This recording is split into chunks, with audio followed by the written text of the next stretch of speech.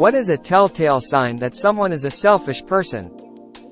For me, it's people who listen to loud TikTok in public, especially in relatively silent places. If they always talk about themselves. Cliché answer, but I have found that return the shopping cart test to be pretty accurate. It is such a small thing, but it does tell you if a person thinks small things like that matter. Complaining at work to co-workers doing your work for you while you complain. They're rude to waitstaff or just staff and employees in general. Or if their situational awareness is severely lacking and they don't seem to have a problem with it. A visible O. I know many people that will just not shut up about their day an entire call, then just leave when you start talking about yours. When every single bad thing that happens to another person gets spun around into the personal problem, e.g. I'm really upset because my friend family member is going through X. If you are in a group and there is one person that is constantly interrupting the middle of what you or anyone else is saying, generally to brag about themselves with a one-upper story, is generally a precursor to stop associating with them. I've met too many of them in my days, and they are more often than not happy to throw you under the bus whenever the opportunity arises.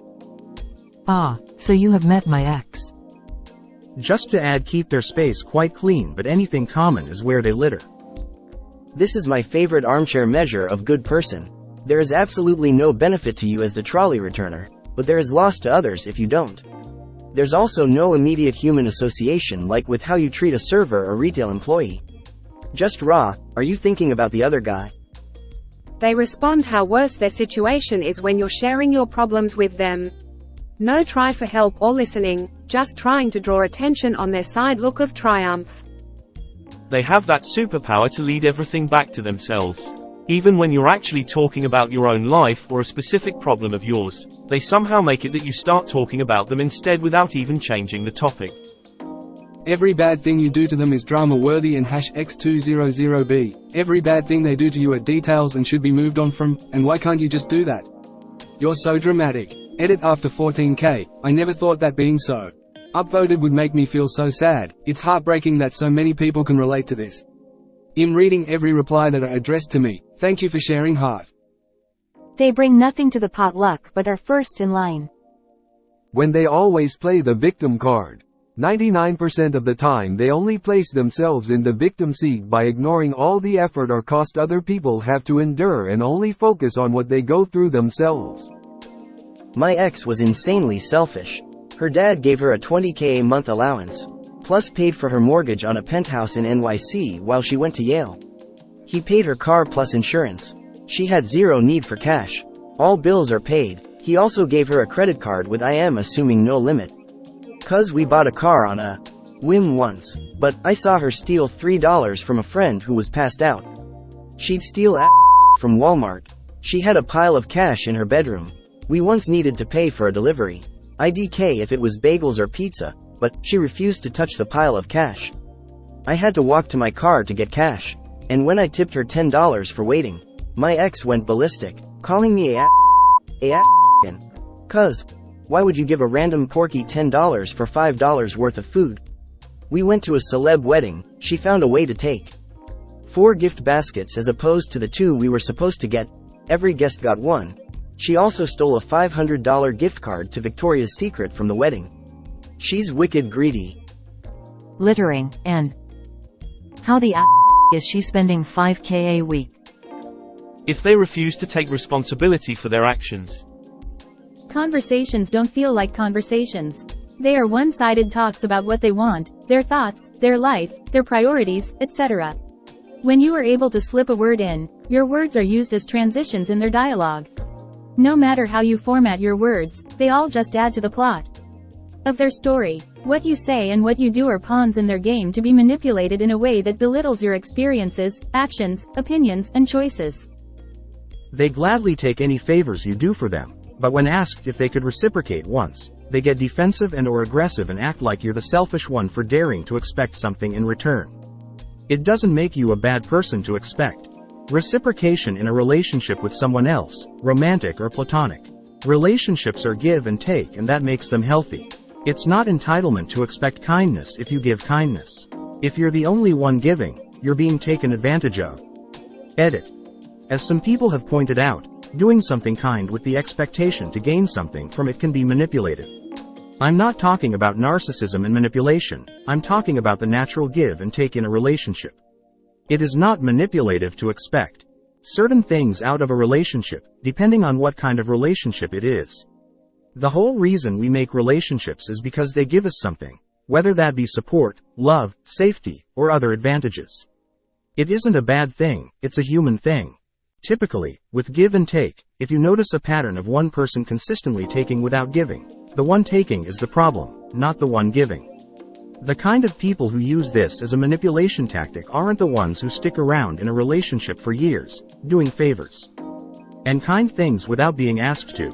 They're more likely to do one favor and demand twice as much in return. Why do I know this? I've had these people in my life, which is what gave me the realization I commented above. There is a guy that hangs out in my favorite bar. Doesn't talk much and stays to himself, but he sits for hours watching videos on his phone with the volume on. It's the most obnoxious thing ever. Bartenders finally told him to turn the volume off or stop watching. He was 100% oblivious to the fact that no one else in the place wanted to hear that. I have a friend who talks about herself a lot. Once I visited her on my way from work and she talked for like 2 hours and I said maybe 10 sentences. She is not selfish at all. She just knows it's hard for me to talk, so she talks all the every time I need to talk to someone, I choose her, because she listens when I need it. They don't remember the times people helped them, but remember clearly all the times they have helped others. Doesn't think they're wrong in the slightest bit. They can't shoulder any bit of responsibility. They never admit when they are wrong even if there is physical evidence. I actually saw him Saturday afternoon. He walked in the bar and didn't see me. He knows I'm the one that made the biggest stink about it. Sat down, broke out his phone, and started watching videos with the volume on. I walked over and said I'd be happy to buy him some earbuds or something if it would help, but it's obnoxious, exact words I used, and turn the volume up. He started to get but the bartender stepped in and essentially said he'd been asked nicely several times in the past and he needed to that volume or leave. He killed the volume. Let's see what happens. And that friend is too busy to care for my needs. Can you believe they didn't text me back immediately? I just realized I didn't reply. I apologize, that's $20K a month in cash transfers only. I think she was spending closer to $50K a month, if you include all bills, exclude cost of schooling. But, that being said, we'd go to Michelin star restaurants daily. Every week she'd buy a new outfit, made for her. She bought upwards of 75 Birkin bags in a span of 2 to 3 years. She bought new heels every 3 to 5 days. We'd get hotel rooms every time we'd go out. She gave me $550 a week to make the floral arrangements for her house.